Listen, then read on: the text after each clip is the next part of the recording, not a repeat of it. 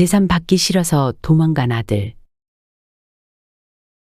옛날 어느 작은 마을에 고서방이란 사람이 살고 있었습니다. 고서방은 벌써 10년 전쯤에 옆마을에 살던 이씨 여인을 만나 혼인했으나 아직 슬하에 자식을 두지 못하고 있었습니다. 그래도 금실 좋은 고서방 부부는 서로를 위하고 아껴주며 행복하게 살았습니다.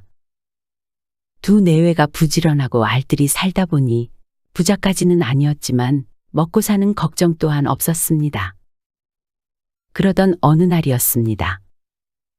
부인 이씨가 마당에서 곡식을 찢고 있는데 웬 행색이 남루한 여인이 마당 안으로 들어왔습니다.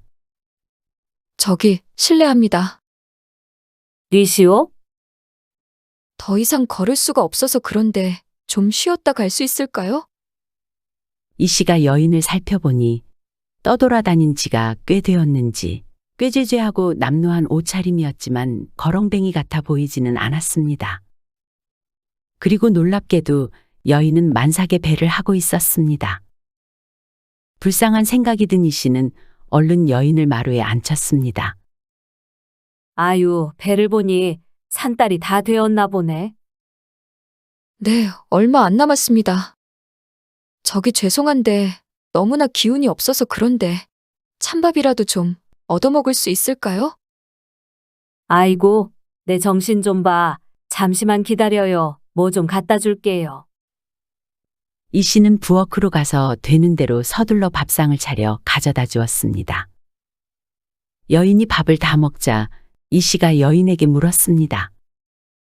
아니, 홀몸도 아닌데 어쩌다가 이리 떠돌아다니시오? 애기 아빠는 어쩌고? 예, 과거 보러 간 남편이 돌아올 날이 반년이 지났는데도 돌아오질 않아서 직접 찾으러 나서게 되었습니다. 아니, 그건 무슨 소리여? 집에를 안 오다니. 수소문을 해보니 과거 보고 오는 길에 산적대를 만난 것 같더군요. 가지고 있던 것들을 모두 빼앗기고 같이 있었던 사람들은 각자 뿔뿔이 도망쳤다고 하는데 어찌된 영문인지 저희 남편만은 돌아오질 않았습니다. 더 다녀봐야지요. 그런데 참 막막합니다. 무슨 소식이라도 들을 수 있으면 좋겠는데 말입니다. 그렇게 자기 신세를 얘기를 하는 여인의 얼굴을 가만히 보니 그 모습이 이미 너무나도 지치고 초췌했습니다. 아이를 가진 몸으로 이곳저곳을 돌아다니며 타지 생활을 하다 보니 몸 상태가 좋을 리가 만무했지요. 아니, 그런데 그렇게 돌아다니다가 길바닥에서 아이를 낳으면 어쩌려 그러시오. 그러지 말고 일단 오늘 저녁이라도 우리 집에서 자고 가요. 이씨는 비어있는 방을 깨끗이 치워 여인에게 방을 내주었습니다. 여인에게 잠자리를 펴주고 이씨는 부부의 방으로 건너와 고서방에게 얘기했습니다. 아무래도 몸 상태가 많이 안 좋아 보이는데 집이 어딘지는 모르겠지만 저 몸으로 가다가는 길에서 쓰러질 것 같아요. 우리가 애 낳을 때까지만 보살펴주면 어때요? 저대로 가게 두었다가는 애고 산모고 다 죽겠어요. 그렇게 이씨는 남편 고서방과 상의한 끝에 여인이 아이를 낳을 때까지 돌봐주기로 결정했습니다. 예상대로 얼마 지나지 않아 여인은 사내 아이를 낳았습니다.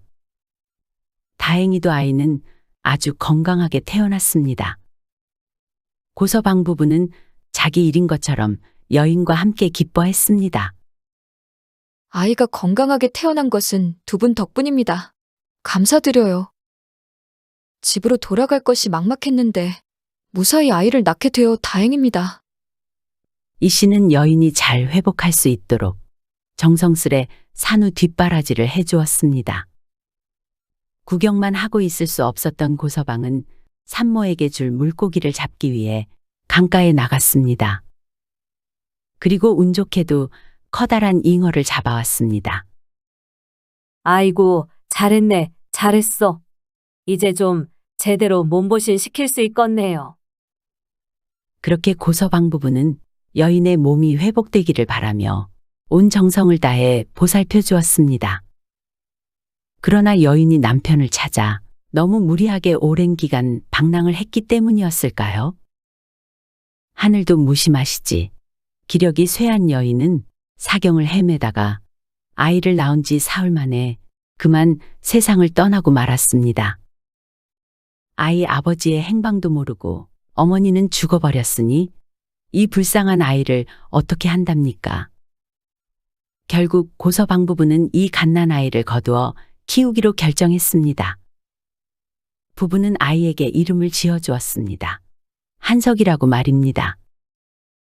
그리고 한석이의 미래를 생각해 친모에 관한 이야기는 비밀로 하기로 했습니다. 부부는 온갖 정성을 다해 한석이를 친자식처럼 키웠습니다. 세월은 흘러 한석이가 2살이 되었을 무렵이었습니다. 이 씨는 평소처럼 부엌에서 밥을 짓고 있었지요. 그런데 가마솥에 밥 냄새를 맡고 갑자기 헛구역질을 하는 것이었습니다. 그것이 바로 입덧이라는 것을 이 씨는 곧 알게 되었지요. 그리고 10달 만에 사내 아이를 낳았습니다. 혼인하고 10년 동안 가진 노력에도 자식이 생기지 않아 자식 갖기를 포기하고 있던 고서방 부부는 불과 2, 3년 만에 아들이 둘이나 생긴 것입니다. 고서방 부부는 하늘에 감사드렸습니다. 굳이 따지자면 하나는 남의 자식이요. 또 하나는 내 핏줄이니 둘을 대함에 있어 차이가 있을 수도 있겠지만 고서방 부부는 첫째 한석이와 둘째 두석이를 조금도 차별하지 않고 똑같은 자식으로 대하며 키웠습니다. 고서방 부부가 많이 배우고 학식이 뛰어나서가 아닙니다. 부유하고 여유가 있어서도 아니지요. 그들 부부는 2 아들 모두 조금의 의심 없이 자기 자식이라고 믿었고 또 온 마음을 다해 사랑했기 때문에 가능할 수 있었습니다. 고서방 부부는 그런 사람들이었습니다. 세월은 유수와 같이 흘러 고서방 부부는 이제 누가 보아도 노인이 되었고 2 아들은 장부가 되었습니다. 그동안 집안 살림이 많이 부유해져 고서방 부부는 마을에서 부자 소리를 듣고 있었습니다. 꾸준히 부지런히 일하고 알뜰히 살아온 것의 결과였지요. 어느 날 고서방 부부는 재산을 자식들에게 어떻게 남겨줄 것인가에 대해 의논을 하고 있었습니다. 임자, 우리가 앞으로 살아갈 날이 얼마나 남았는지 모르나? 이제는 천천히 자식들에게 재산을 물려줘야 하지 않겠소? 그럽시다. 그런데 재산을 어떻게 나눠줄 참이요? 큰아들이 제사도 지내야 하고 집안일로 신경 쓸 일이 많으니 한석이에게 많이 물려줘야 하지 않겠어? 그렇지요. 나도 그렇게 생각해요. 한석이한테 좀 많이 주고 두석이에게는 먹고 살 만큼만 물려줍시다. 그래, 그러세? 며칠 후 고서방 부부는 2 아들을 불렀습니다. 한석이랑 두석이 너희들한테 해줄 말이 있어서 이렇게 불렀다. 더 늙기 전에 너희한테 재산을 물려주려고 한다. 그래, 너희도 곧 각자 가족을 이뤄서 살아가야 할 테니 미리 재산을 나눠주려고 한다. 그리고 결정한 대로 한석이에게는 많은 재산을 주고 두석이에게는 형의 반도 안 되는 재산을 주겠다고 말했지요. 한석이는 의아해하며 물었습니다. 아니, 두석이랑 똑같이 주시는 것도 아니고요? 그거야, 넌 큰 아들이잖니? 아무래도 집안에 신경 쓸 일이 더 많을 거 아니냐. 그리고 네가 더 잘 살아야 두석이도 따라 잘 사는 것이다. 재산을 더 준다고 했는데도 불구하고 한석이의 표정은 밝지 않았습니다. 왜일까요? 사실은 이러했습니다. 한석이는 자신이 친아들이 아니라는 사실을 이미 오래전에 알고 있었습니다. 한석이가 15살 즈음의 일입니다. 한석이는 어머니의 심부름으로 장돌뱅이 전서방네 집에 갔던 적이 있었지요. 응, 그래, 한서가. 잘 먹을게. 어머니한테 고맙다고 전해드려라. 네, 안녕히 계세요. 그렇게 한석이가 돌아가자 전서방이 부인에게 물었습니다. 쟤는 누구요? 누구긴 누구야. 고서방네 큰아들이잖아. 큰아들? 아, 그 젖동량? 그 애가 저렇게 컸어? 그래. 당신이 하도 집에 오랜만에 오니까 한 동네 사는 사람도 모르지. 제 부모들이 젖동량으로 얼마나 힘들게 키웠어. 친자식이라도 그렇게는 못했을 거요. 그런데 한석이는 담벼락 밑에서 그들이 하는 얘기를 우연히 들었습니다. 그래서 고민 끝에 며칠 후 전서방네 부인을 만나러 다시 갔습니다. 응? 한석이 웬일이냐? 저기, 아주머니, 여쭤보고 싶은 것이 있어서 왔습니다. 솔직하게 얘기해 주세요. 나한테? 뭔데? 말해보거라. 저는 업둥이였나요? 저희 부모님의 친자식이 아닌 건가요? 아니, 그걸 갑자기 나한테 왜 물어? 지난번에 문 밖에서 아저씨랑 아주머니가 말씀하시는 거 들었어요. 난 몰라. 난 아무것도 모른다고. 말씀 안 해주시면 어머니한테 가서 다 말할 거예요. 아주머니가 저한테 젖동량 뭐라고 하던데 그게 무슨 말이냐고 말이지요. 아니, 얘가 왜 이래? 입장 난처하게. 어여, 집에 가거라. 아주머니한테 들었다고 안 할게요. 약속드려요. 아주머니는 꾸물거리더니 다시 말했습니다. 너한테는 절대 비밀로 하겠다고 그렇게 애썼는데. 네 어머니가 알면 날 가만히 안 둘 거란 말이다. 대답해 주시기 전엔 저 여기에서 한 발자국도 안 움직일 거예요. 그러면 어머니가 저를 찾아오실 겁니다. 그걸 원하세요? 한석이가 한참을 버티고 서 있자 아주머니는 포기한 듯 대답해 주었습니다. 업둥이가 맞긴 맞지. 그래, 네 친엄마는 니네 집에서 너를 낳다가 죽었어. 한석이에게는 커다란 충격이었습니다. 나를 낳아준 사람이 누구인지는 그리 중요하지 않았습니다.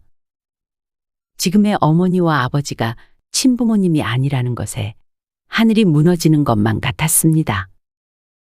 살면서 의심 한번 해본 적이 없었기 때문이었지요.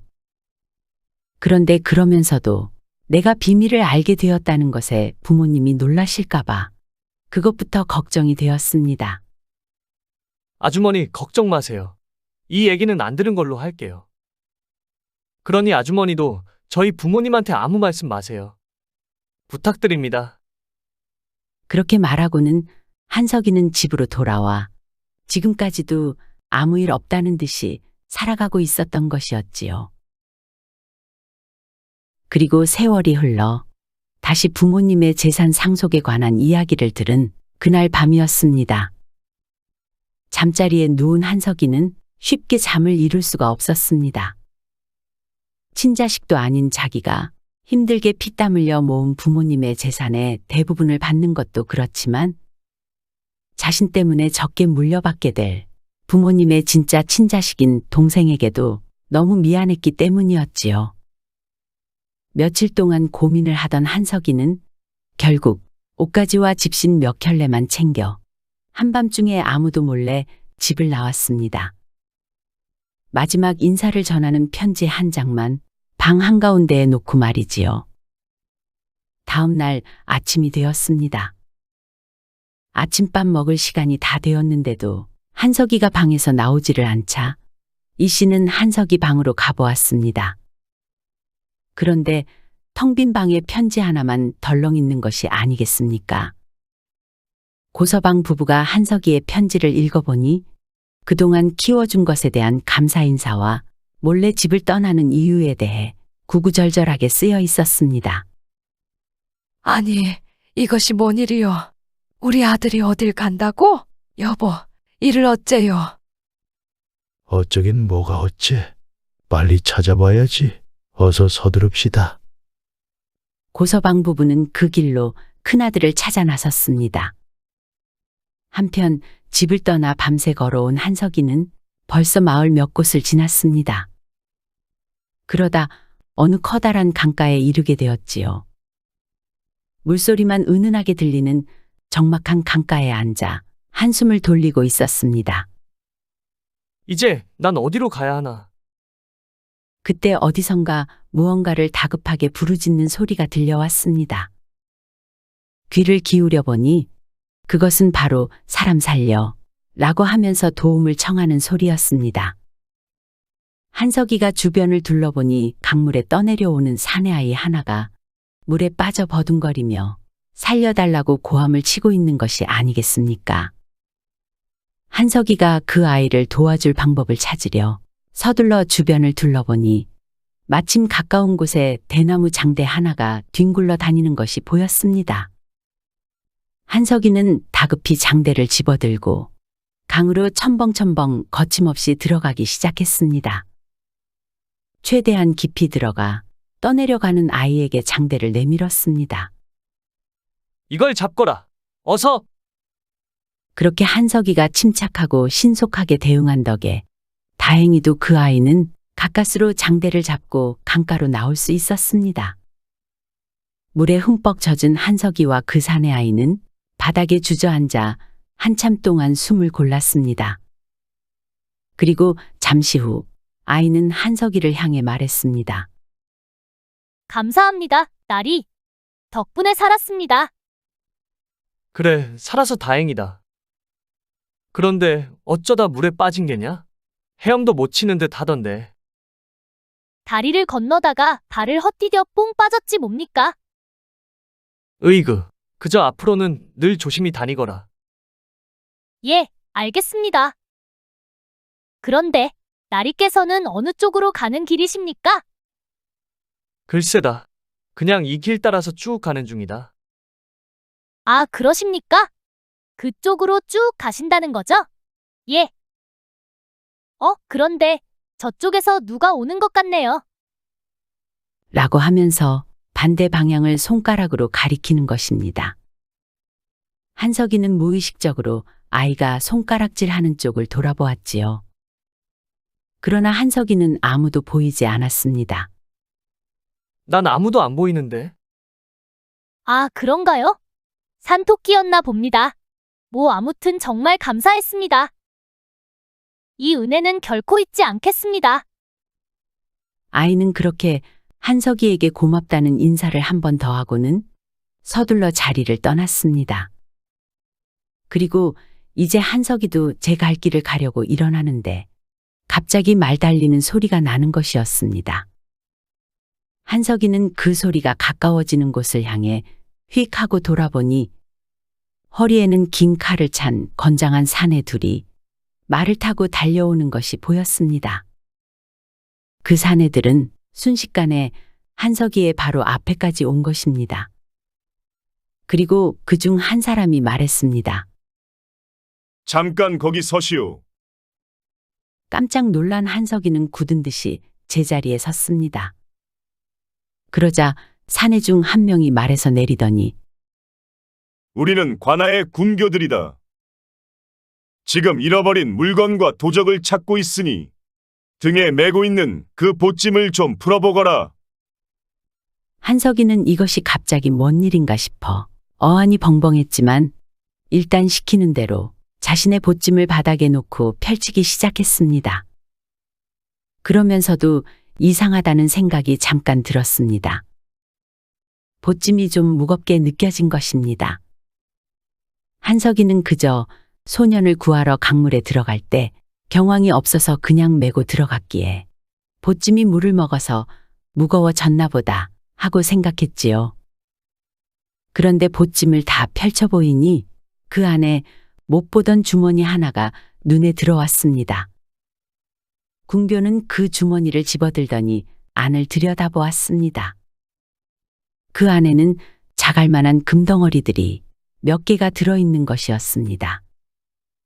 그걸 본 궁교들은 다짜고짜 한석이를 오라줄로 꽁꽁 묶었습니다. 이 몹쓸 놈 같으니. 순진한 표정을 하더니 내 놈이 바로 도적이었구나. 이놈, 어서 관하로 가자. 한석이는 도대체 이게 어찌 된 일인지 어이가 없어 기가 막히고 코가 막히고 말문이 막혔습니다. 저 금덩어리가 왜 한석이의 보찜 속에 들어있단 말입니까? 사실은 이러했습니다. 아까 한석이가 강물에서 구해준 사내아이는 바로 군교들이 찾던 도둑이었습니다. 그 아이는 군교들이 도둑을 찾으러 이리저리 돌아다니고 있다는 걸 알고 한석이의 보찜에 이 금덩어리 주머니를 몰래 넣어놓은 것이었습니다. 그 아이는 한석이의 뒤를 몰래 따라가 나중에 한석이 보찜에서 다시 금덩어리를 빼낼 생각으로 그렇게 했던 것이지요. 결국 한석이는 관아로 끌려갔습니다. 억울해도 어쩔 수 없었지요. 증거가 딱 있으니 말입니다. 결국 한석이는 사또 앞에 무릎 꿇고 앉아 심판을 받게 되었지요. 정말입니다. 어떤 물에 빠진 사내아이를 구해주었더니 저의 보찜에 그 금덩이를 넣어둔 것 같습니다. 네, 그것이 틀림없습니다. 그래? 그렇다면 그 아이는 어디 있느냐? 모르옵니다. 오늘 처음 본 아이입니다. 오, 그렇단 말이지. 그런데 그게 말이 된다고 생각하느냐? 앞뒤가 안 맞지 않느냐? 한석이가 아무리 울부짖으며 사정을 이야기해도 아무도 한석이의 말을 믿어주질 않았습니다. 물에 빠진 아이를 건져줬더니 그 어린아이가 금덩어리를 이렇게나 많이 주더라 라는 말을 누가 믿겠습니까? 금이 한두 푼도 아니고 말입니다. 사또가 말했습니다. 내 놈은 어찌 그리 양심도 없는 게냐? 도적질을 하고도 반성의 기미도 없이 계속 변명만 늘어놓는구나. 일벌백계의 차원에서 내 놈의 죄를 무겁게 다스리도록 하겠다. 내 놈에게 30대의 곤장을 칠 것이다. 그리고 내일 사람들이 많이 지켜보는 가운데 형을 집행할 것이다. 그러니 죄인을 일단 하옥시켜라. 사또는 도적을 엄히 다스리는 모습을 많은 사람들에게 본보기로 삼기로 한 것이었습니다. 한편 고서방 부부는 한석이를 찾아 이 마을 저 마을을 돌아다니고 있었습니다. 누구라도 붙잡고 물어보며 큰아들 한석이를 찾으려고 애썼습니다. 그러다 관아에 많은 사람들이 모인다는 소식을 듣고 관아로 갔습니다. 한석이를 목격한 사람이라도 만날 수 있을까 하는 생각에서였지요. 그렇게 사람들 틈에서 아들의 행방을 묻고 있던 고서방 부부는 관아 한가운데에 죄인이라는 이름으로 앉아있는 한 사내를 발견했습니다. 큰 재물을 훔친 세상 나쁜 도둑을 벌한다고 하여 봤더니 맙소사 그 도둑이 다름 아닌 한석이인 것이 아니겠습니까? 고서방 부부가 생각할 때 한석이는 절대 그럴 사람이 아니었습니다. 누명을 쓴 게 분명했지요. 재산을 물려주겠다고 했더니 자기의 것이 아니라며 모두 마다하고 집을 나간 한석이 아니겠습니까? 그런 한석이가 다른 사람의 큰 재물을 훔칠 리가 없었지요. 그 순간 사또가 명령했습니다. 여봐라, 곤장을 치도록 하라. 고서방 부부는 더 이상 생각할 것도 없이 사또 앞으로 달려나가 넙죽 엎드리며 애원했습니다. 사또, 멈춰 주십시오. 너는 누구냐? 저놈은 제 아들입니다. 제 아들은 말입니다. 다른 사람의 재물을 탐할 놈이 절대 아닙니다. 제가 1년에 300석은 거두는 농사를 짓습니다. 그 적지 않은 재산을 거의 다 물려주겠다고 했지만 받기 싫다고 자기는 받을 자격이 없다고 하면서 집을 나간 놈입니다. 뭐라? 재산이 받기 싫어서 집을 나가? 그래, 좀 더 소상히 말해보거라. 당장 한석이가 도둑으로 몰려 큰 일을 치를 판이니 더 이상 과거를 숨기거나 할 필요도 없었습니다. 우선 목숨부터 살려야겠다는 생각뿐이었지요. 그래서 고서방 부부는 한석이의 친모를 만난 날의 이야기부터 재산을 물려주고자 했더니 집을 나간 일까지 구구절절 시시콜콜 최대한 소상이 사또에게 아뢰었습니다. 그런데 신기하게도 그 긴 이야기를 사또는 신세한탄이나 변명이라고 생각하지 않고 아주 유심히 귀 기울여 들어주었습니다. 그래, 자네 말이 정말 사실이라면 그런 사람이 도둑질을 했다는 것이 정말 이해가 되지 않는구만. 사또는 잠시 생각하는 듯 하더니 한석이를 가리키며 말을 이었습니다. 그렇다면 저놈의 친모라는 그 남루한 여인을 받아주었다는 그때가 몇 년 전인고? 예, 지금으로부터 딱 20년 전입니다. 그리고 남편이 과거 시험을 보고 돌아오다가 산적대를 만났다고 했다고? 네, 맞습니다. 그리 말했습니다. 그래? 그렇다면 혹시 그 친모의 이름이나 사는 곳을 들은 기억이 있느냐? 고서방 부부는 잊을 수가 없었습니다. 자기 아들을 낳아준 여인이니까요. 고서방의 부인이 씨는 한석이 친모의 이름을 사또에게 고했습니다. 고향이 어딘지는 잘 모르겠지만, 예, 이름은 똑똑히 기억합니다요. 김정심이라고 했습니다. 그 말을 들은 사또는 깜짝 놀라더니 눈시울이 금세 붉어지고 눈물을 흘리기 시작했습니다. 알고 보니 이 사또가 바로 고서방 부부가 거두어 주었던 여인의 남편, 즉 한석이의 친부였던 것입니다. 사또는 과거를 보러 갔다가 급제하여 돌아오는 길에 도적대를 만나 가지고 있던 모든 것을 빼앗기고 그것으로도 부족해 그들로 인해 절벽에서 떨어져 크게 다쳤습니다. 불행 중 다행으로 누군가의 도움을 받아 구조되었으나 한동안 사경을 헤매다 깨어나 제대로 정신을 차리는데도 1년이 걸렸습니다. 그러니 그동안 부인에게 자신의 안부를 알릴 서찰 한 통 보낼 수가 없었지요. 몸을 추스르고 급히 집에 찾아가 보았지만 이미 부인은 집을 떠난 후였습니다. 그 뒤로 사또가 되어 아내의 행방을 백방으로 수소문해 보았지만 이미 세상을 떠나버린 아내를 찾을 수는 없었던 것입니다. 사또는 뛰어내려와 한석이를 부둥켜 안았고 드디어 20년 만에 아버지와 아들이 만날 수 있었습니다. 그들은 기쁨과 슬픔에 눈물을 흘렸습니다. 우리는 때때로 당연하다고 생각하는 것들을 내려놓게 될 때가 있지요. 당시에는 손해본다고 생각하기도 하고 억울하다는 생각도 듭니다. 하지만 돌아보면 예상치 못한 다른 방식으로 어떻게든 보답을 받기도 하는 것 같습니다. 고서방 부부의 재산은 내 몫이 아니다라고 한석이는 생각했었지요.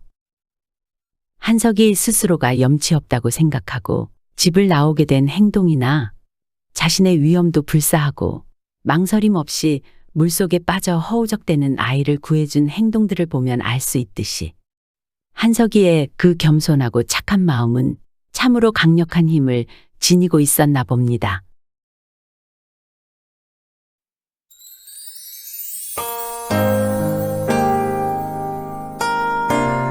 시청해주셔서 감사드립니다. 지금까지 사랑방 이야기였습니다. 항상 건강하시고 행복하시고 만사형통하시고 평안하시고 꽃길만 걸으시고 좋은 일들만 가득하시기 바랍니다. 마지막으로 구독, 좋아요도 눌러주세요. 더 재미있는 이야기로 찾아뵙겠습니다.